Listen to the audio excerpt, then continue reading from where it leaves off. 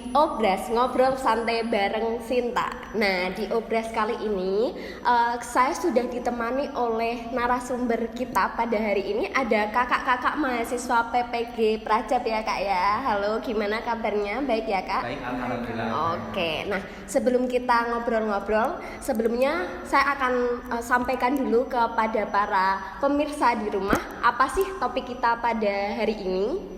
Di era modern ini, manusia bisa mengakses segala informasi tanpa penyaringan dan juga tanpa batasan.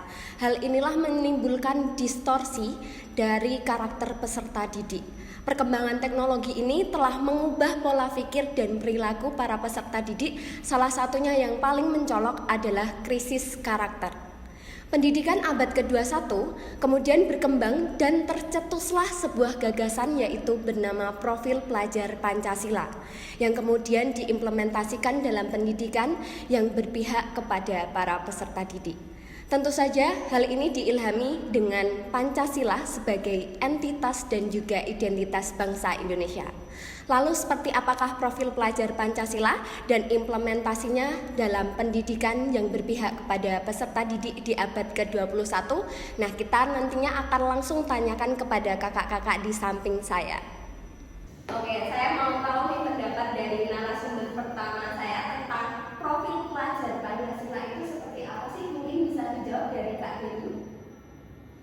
Oke, menurut kacamata saya kak ya, profil pelajar Pancasila itu merupakan ciri atau karakter yang ingin dicapai oleh peserta didik dengan berdasarkan kepada nilai-nilai luhur Pancasila yang itu merupakan entitas dan juga identitas bangsa Indonesia untuk mencapai tujuan pendidikan bangsa Indonesia seperti itu.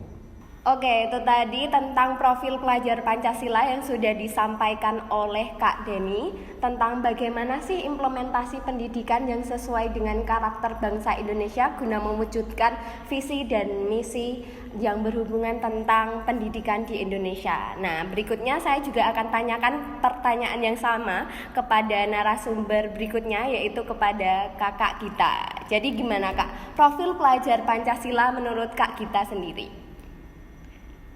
Oke, profil pelajar Pancasila ini Kak menurut saya merupakan gagasan yang luar biasa sekali dan itu bisa dijadikan sebagai panduan untuk pengembangan karakter bagi pendidik dan peserta didik seperti itu.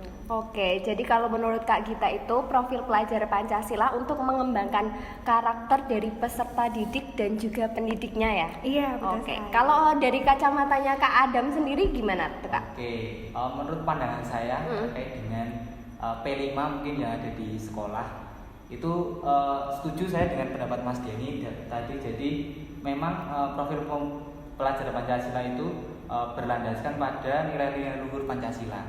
Jadi memang tujuannya kita akan mendidik karakter peserta didik berdasarkan nilai-nilai Pancasila. Nah, yang saya tahu mungkin dari nilai-nilai Pancasila tersebut menganut 6 elemen yang mungkin bisa diterapkan dalam peserta didik. Jadi menurut saya elemen-elemen tersebut sudah menggambarkan profil pelajar Pancasila. Jadi menurut saya P5 tersebut sudah sangat tergambar dalam Pancasila itu sendiri, dalam 6 elemen tersebut. Oke, jadi untuk nilai-nilai di P5-nya itu sendiri kita atau pencetusnya itu mengambil dari nilai-nilai atau karakter bangsa Indonesia sendiri itu ya? Menurut saya sudah tergambar, sangat tergambar dalam P5, mungkin sudah sangat dirancang ya mungkin. Oke, benar. Bagus sekali untuk pendapat dari ketiga narasumber kita. Dan untuk yang berikutnya nih, tentang pertanyaan berikutnya ya. Nah, pertanyaan selanjutnya ini menyangkut dari pendapat yang udah disampaikan sama Kak Adam terkait dengan elemen di profil pelajar Pancasila. Nah, tadi kan di profil Pancasila itu ada berkebinekaan global, ada juga beriman, bertakwa, kemudian ada bernalar kritis, ada gotong royong, ada mandiri dan juga kreatif. Nah, kalau kakak-kakak ini kan kemarin di PPG ini udah sempat apa Kak namanya yang satunya KKN? PPL. Nah, udah sempat PPL ya di sekolah masing-masing nih. Nah, implementasi dari ke-6 elemen profil pelajar Pancasila sendiri itu seperti apa? Teman-teman yang ada di rumah mungkin mau dengar. Mungkin aku ya Kak, kalau yang pertama tadi untuk poin yang pertama itu beriman dan bertakwa kepada Tuhan Yang Maha Esa. Itu kalau di sekolah itu biasanya kalau setiap pagi itu sudah diadakan kegiatan imtak. Itu biasanya para siswa itu udah pada baca Quran itu yang agama Muslim, tapi untuk yang non Muslim juga mereka beribadah sendiri di ruangannya mereka sendiri. Kemudian untuk yang ada gotong royong juga tadi ya Pak ya. Itu biasanya gotong royong itu tidak hanya gotong royong bersih-bersih kelas atau membersihkan lingkungan, tapi gotong royong dalam kelas juga sudah terwujudkan ya Pak. Dari piket kelas ya Kak ya? Iya, piket kelas juga bisa. Kemudian kerjasama antar kelompok atau dalam satu kelompok itu juga bisa seperti itu kalau dari saya. Mungkin dari teman-teman yang lain ini Berarti implementasi gotong royong itu juga tergambar dalam pembelajaran. iya jelas. Kaitannya dengan alur merdeka berarti ya. Nah itu coba kalau dari pendapatnya Kak Adam sendiri tentang implementasi gotong royong dan juga dikaitkan dengan alur merdeka tadi seperti apa tuh Kak? Dalam pandangan saya ya, gotong royong itu kan seperti yang dikatakan Mas Dini, tidak melulu tentang kegiatan di luar sekolah, bisa juga di dalam kelas. Nah kalau mengacu pada alur merdeka, hal tersebut bisa kita Wujudkan dalam kolaborasi. Nah, dalam kolaborasi ini yang saya maksudkan tidak hanya kita bekerja sebagai kelompok, tapi bagaimana kita bisa membuat pembelajaran itu bisa berkesinambungan dengan pembelajaran lain. Itu menurut saya juga termasuk dalam gotong royong. Jadi itu kaitannya dengan STEAM mungkin ya, kalau Mas Yudi pernah mendengar. Jadi kaitannya pembelajaran yang kita buat itu kita kerjasamakan, kita gotong royongkan dengan pembelajaran yang lain. Untuk nantinya bisa mewujudkan produk-produk dari P5 itu sendiri. Nah, itu kaitannya juga sama yang mungkin akan saya sampaikan tadi, kaitannya dengan pertanyaan elemen yang elemen P5 tadi. Ada salah satu elemen yang mungkin saya temukan di pengalaman saya PPL mungkin di PBG Prajabata ini, yaitu kreatif. Jadi dari pengalaman saya kemarin, poin kreatif itu sendiri sudah tergambar dalam praktek kependidikan saya di SMK 3 Yogyakarta. Jadi kemarin saya berkesempatan untuk PPL di SMK 3 Yogyakarta. Nah, di sana itu mengadakan yang namanya gelar karya. Jadi dalam gelar karya itu sendiri kaitannya dengan siswa, itu siswa membuat produk-produk yang kreatif dari pengembangan mereka dengan mata pelajaran yang mereka ampuh setiap harinya. Misal kemarin ada yang membuat dari galon le mineral yang sekarang kan sampah ya, Iya. agak menjadi yang sekali problem pakai ya. itu ya. Sekali pakai, jadi banyak sampah yang diakibatkan dari le mineral itu sendiri. Nah, mereka mempunyai ide disinambungkan dengan prakarya. Jadi mereka itu membuat pot-pot untuk bunga-bunga di sekitar sekolah itu dihias, dilukis dengan sedemikian rupa menjadi cantik, akhirnya bisa membuat lingkungan sekolah menjadi lebih berwarna. Nah, itu menurut saya hal-hal seperti itu sudah suatu perwujudan dari P5 itu sendiri, yaitu menurut saya kreatif.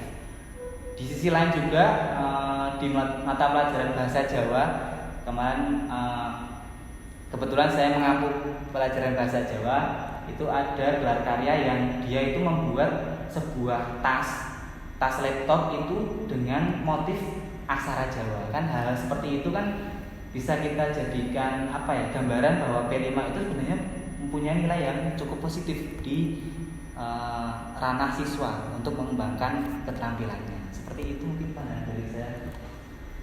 Oke, kalau itu tadi kan tentang lebih ditekankan ke gotong royong.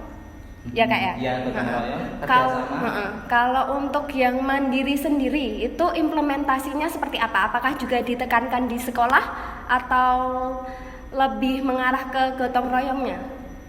Mandiri menurut saya juga diterapkan di sekolah Kak. Misalnya kan saat memulai pelajaran sebelum masuk ke materi itu siswa diadakan pretest untuk mengukur kemampuan siswa sebelum materi itu disampaikan oleh pendidik atau guru. Nah, itu siswa mengerjakan secara mandiri, secara sendiri-sendiri, tidak boleh berkolaborasi atau tanya jawab dengan teman-temannya. Kemudian di akhir pembelajaran untuk mengukur kemampuan siswa setelah menerima materi itu juga diadakan post test.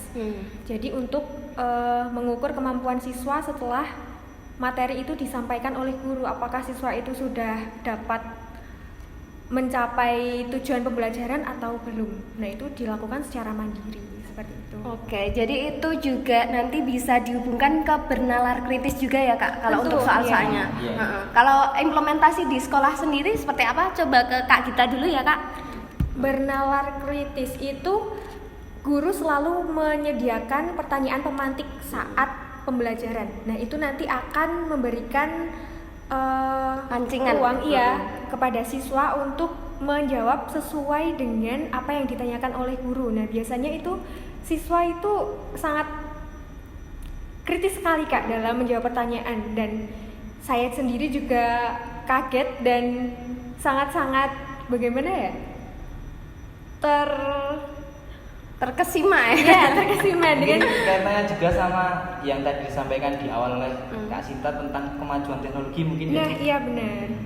Jadi mendukung siswa untuk lebih mengeksplor sendiri. Mungkin di situ poin mandiri juga ya. Jadi Iya. dalam pembelajaran siswa juga diberikan ruang tersendiri untuk mengeksplor apa yang ia ingin eksplor untuk terkait dengan pembelajaran. Oke, jadi siswa atau peserta didik diberikan kebebasan yang artinya tadi juga menyangkut bahwa pendidikan era sekarang ini berpihak kepada peserta didik. Iya, betul sekali. Oke. Bahkan saya juga ada sebenarnya untuk yang mandiri dan juga bernalar kritis ya tadi ya.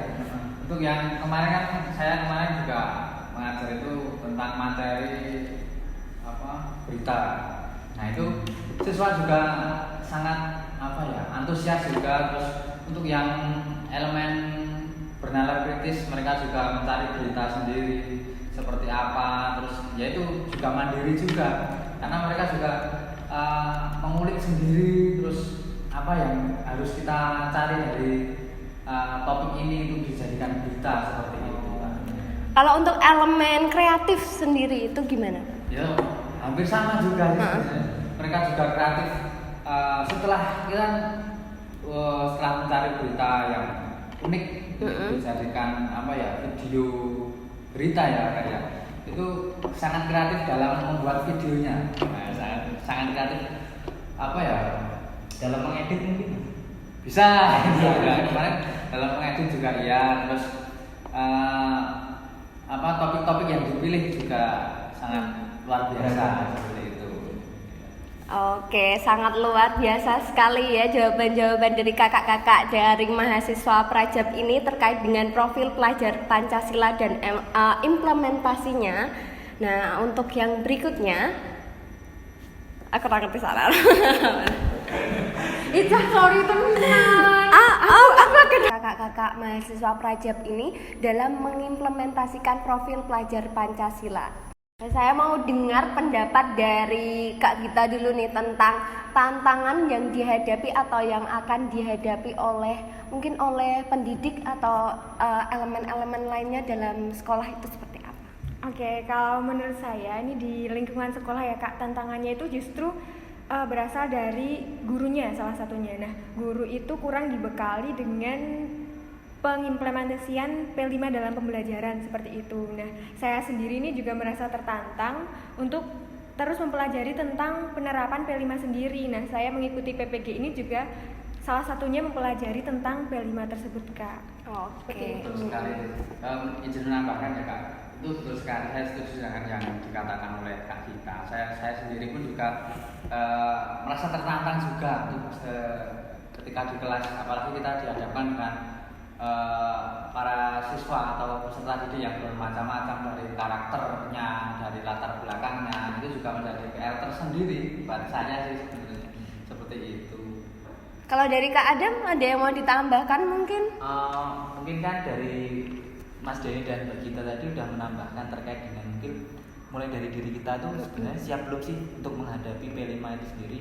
Nah, kalau izin saya menambahkan, jadi hal-hal lain juga harus kita pertimbangkan untuk melaksanakan P5 tersebut dalam pembelajaran. Salah satunya adalah faktor-faktor di luar pembelajaran, mungkin kaitannya dengan lingkungan sekolah atau mungkin dengan latar belakang peserta didik itu sendiri, yang tadi udah disampaikan sama Mas Denny, yang latar belakang peserta didik itu memang beda-beda. Jadi kita kalau mau menciptakan sebuah pembelajaran yang P5 itu sendiri harus juga mempertimbangkan diferensiasi dari setiap siswa.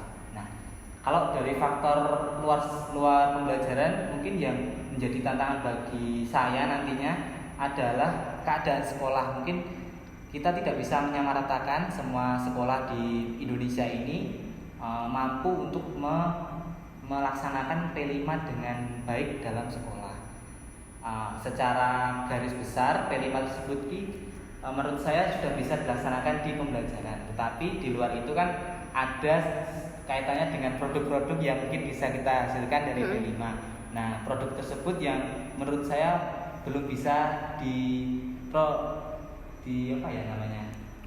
dihasilkan oleh semua sekolah dikarenakan fasilitas yang belum memadai. Mungkin seperti halnya di sekolah-sekolah lain saudara-saudara kita yang ada di pelosok mungkin tidak bisa mengakses tentang kemajuan teknologi yang bisa mendukung P5 itu sendiri. Mungkin dari bangunan-bangunan sekolah, fasilitas sekolah yang bisa mendorong siswa untuk melaksanakan P5 kan belum dimiliki oleh semua sekolah. Nah, menurut saya hal-hal faktor-faktor di luar pembelajaran seperti itu, faktor fisik, faktor dari lingkungan sekolah itu juga berpengaruh dan menjadi tantangan untuk pelaksanaan P5 itu sendiri menurut saya jika direalisasikan di seluruh Indonesia. Mungkin hal itu membutuhkan waktu ya untuk bisa terwujud di semua sekolah seperti itu.